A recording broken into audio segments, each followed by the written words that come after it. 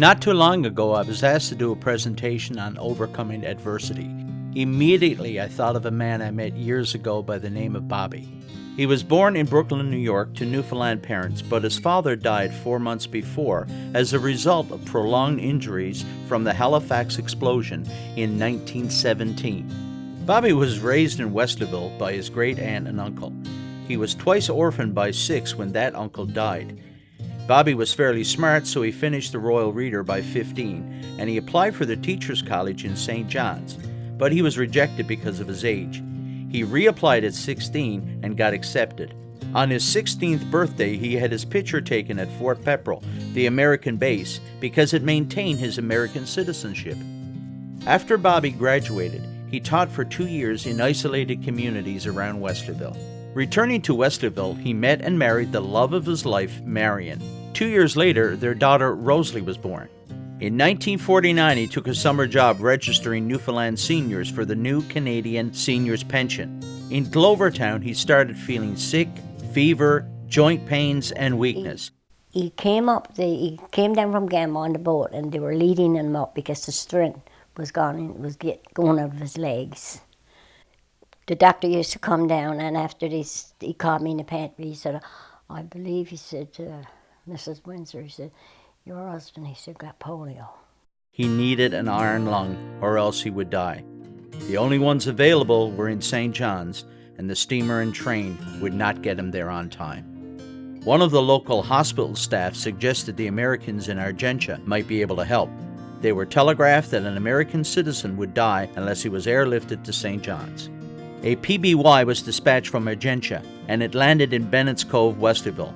Using rocket boosters, the PBY took off from choppy waters. They finally landed in St. John's, and an ambulance met them and took them to the hospital. Bobby spent the next 4 years in hospital, spending weeks in and out of the iron lung as the polio relentlessly attacked his nervous system. Finally, a physiotherapist suggested a stomach brace to hold Bobby's diaphragm in place. Although Marion was advised to abandon her husband, she instead got a job as a nursing assistant.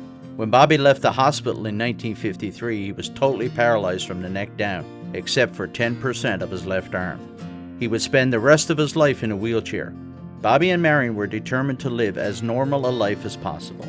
So they started a small shop in Westerville, soon to be followed by a restaurant and then a newspaper, The Messenger. Marion worked tirelessly to keep everything running. Typing The Messenger was painstaking.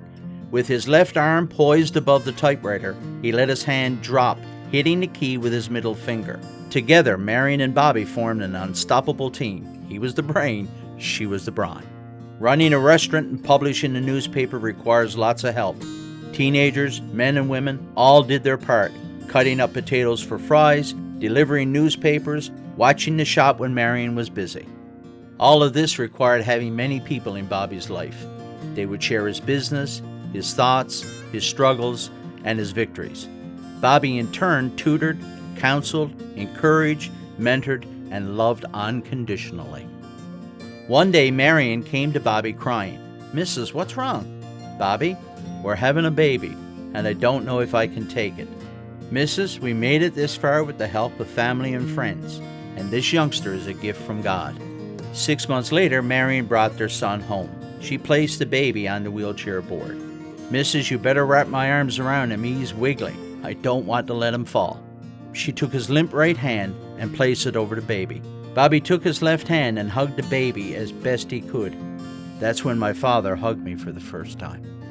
This man who needed so much, gave so much. His life was an open book and an open door. People came in and they went away better. That was my dad.